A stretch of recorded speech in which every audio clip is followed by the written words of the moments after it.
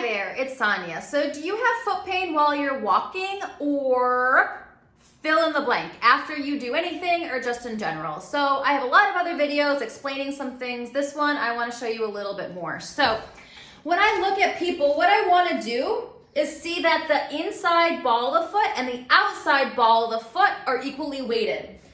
If you're here, can you see how that just affects my knees, And then I immediately start to feel pain in my SI joint back here as I do this. Well, are you even? Not everyone has both. Some people have one.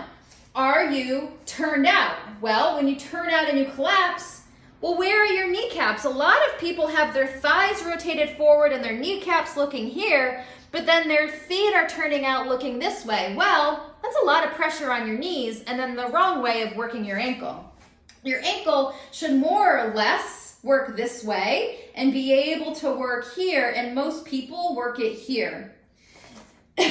So, are you turned out? Now I have too much pressure here. Can you see how the outside of my feet are lifting? All right, do I even use my toes? When I use my toes, am I gripping like this? Can you see how one part's up and then I'm gripping back? I'm doing that sort of thing. So then this is not working, this is overworking. What this tells me is my arch isn't working. My toes are trying to be my arch, and why they're most likely doing that is because my glutes and my abdominals aren't working functionally. So, two different tools I like are these. So, this is just kind of get a bigger area and a little bit more, it's a good first step because this can be quite intense. But what this does is it can also fatigue out any pain that I have. But here, you could cut a tennis ball up or use a bouncy ball. What I'm trying to do is really get in the arch. And what's interesting is if I put pressure here and then lift and lower my toes, I can see what happens when there's more stress of the muscle or fascia. Sometimes, and it's not happening right now because I haven't just gotten back from a walk, is my toes can actually start to move sideways versus up and down.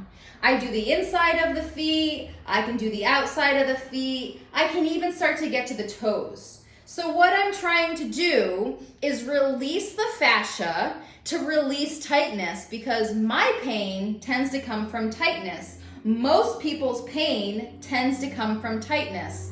There are an exception of people who actually have small tears in their muscle, and this might actually hurt more.